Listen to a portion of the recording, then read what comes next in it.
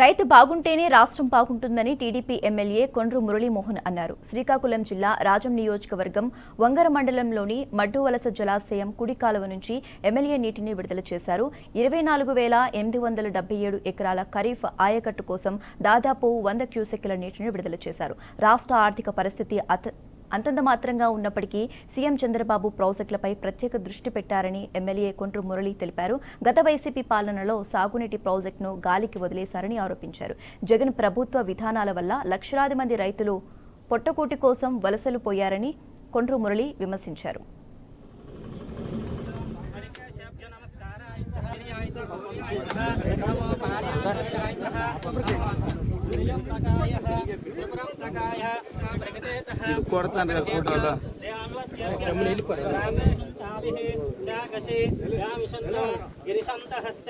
వివర్షస్తవే శివాంగరత్నాం కుర్మాగంశిః పురుషం జగతః శవనవశ్యాత్వాగరిషః సుమనాశితః అజ్జమస్తః దేవీ వాచమస్తయంతదేవ సాం విశ్వరూపా పశువో వదంతిః శానో మంత్రేషు మూర్ఛినః ఆపదాముపహత్తారం దాతారం సర్వసంపదం శోకాభిరామం శ్రీరామం భూయో భూయో మామ్యః మంత్రి గారు మీరు తిరగండి శరణ్యేత్రయంబగే దేవి నారాయణ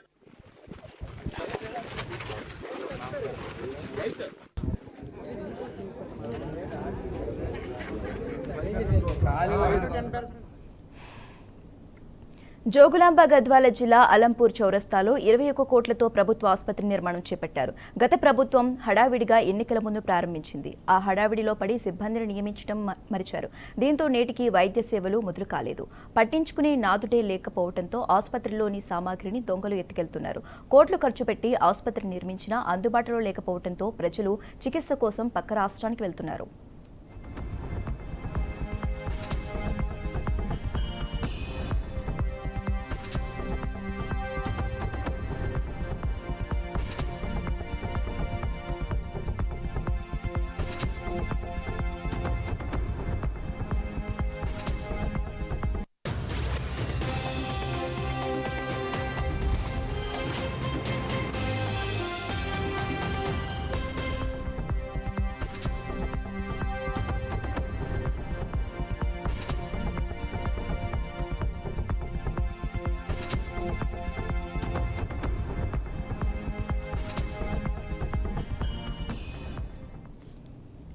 జోగులాంబ గద్వాల జిల్లా అలంపూర్ చౌరస్తాలో అప్పటి బీఆర్ఎస్ ప్రభుత్వ హయాంలో 21 కోట్ల రూపాయలతో నిర్మించిన 100 పడకల ఆసుపత్రి ఈ రోజుకి వినియోగంలోకి రావడం లేదు.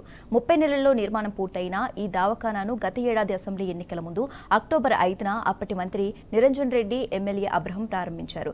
దాంతో మెరుగైన వైద్యం అందుతుందని అలంపూర్ నియోజకవర్గ ప్రజలు ఆశపడ్డారు. కానీ వైద్య సేవలను మాత్రం ప్రారంభించలేదు.